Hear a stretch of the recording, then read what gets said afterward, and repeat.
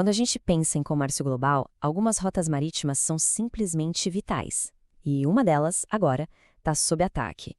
Um grupo que até pouco tempo era visto como uma força regional lá no Iêmen, de repente virou o centro de uma crise internacional.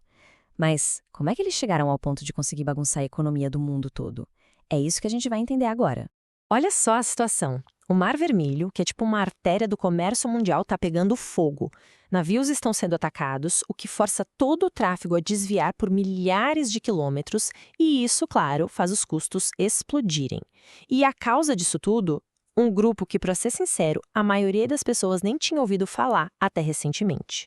Pois é, essa é a pergunta de $1 milhão, né? Para a gente entender a crise de hoje, a gente precisa voltar um pouco e descobrir quem de fato são os Houthis. Vamos mergulhar nas origens, na ideologia e na longa e, infelizmente, sangrenta jornada que transformou esse grupo de um movimento religioso para uma força militar super temida. A coisa toda escalou de um jeito absurdo recentemente.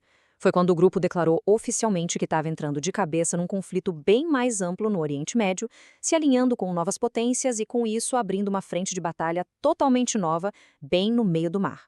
A posição deles não poderia ser mais clara. Eles se declararam parte de um chamado eixo de resistência na região. Esse eixo é basicamente uma aliança informal que tem o apoio do Irã e que inclui outros grupos bem conhecidos como o Hezbollah, no Líbano, e outras facções na Síria e no Iraque. Então, ao condenar o que eles chamam de atrocidades e prometer ação militar direta, eles pularam de vez para o palco internacional.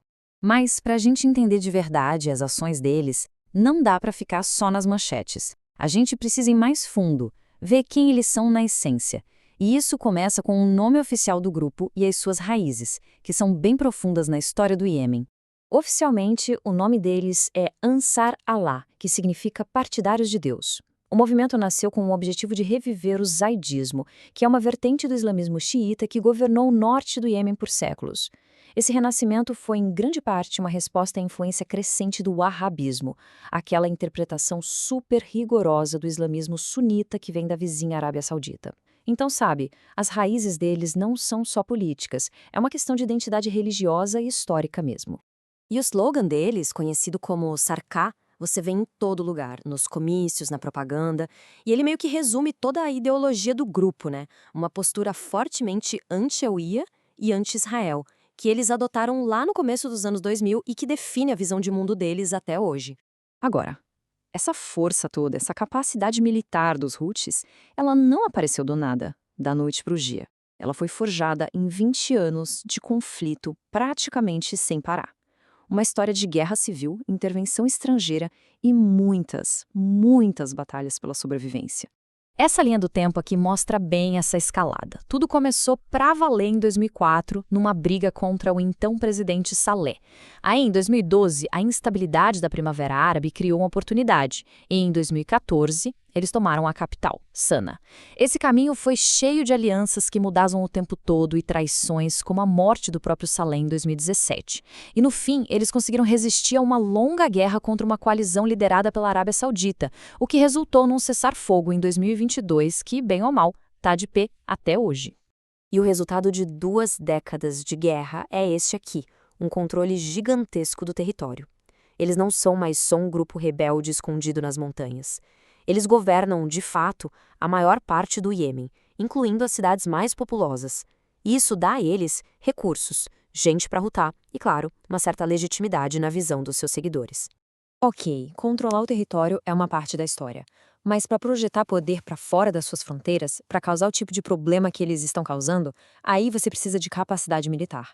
E é impressionante como esse grupo se armou e se tornou uma ameaça regional. O arsenal deles é surpreendentemente sofisticado.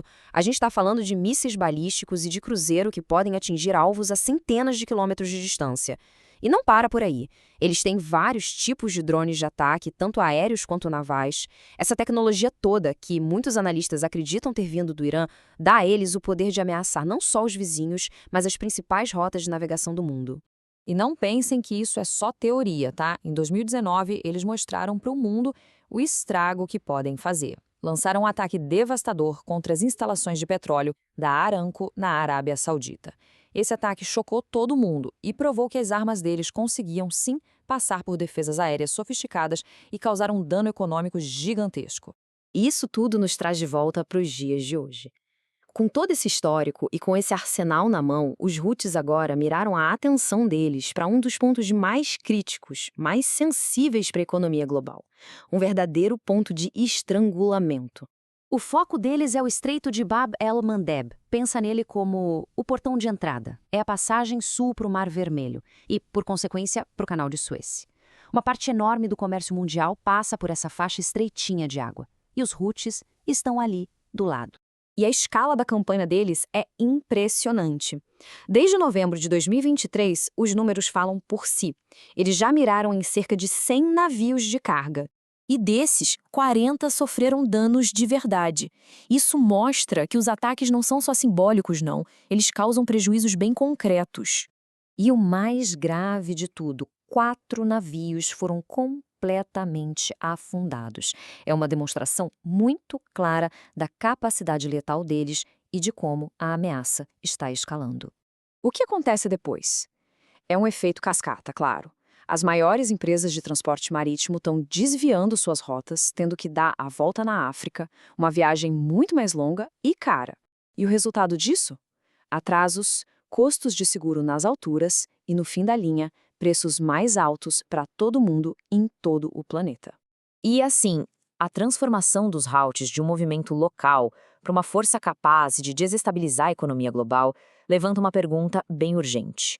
Com um ator tão resiliente e tão bem armado controlando um ponto vital como esse, o que o futuro reserva para o Mar Vermelho e para todas as cadeias de suprimentos das quais a gente depende?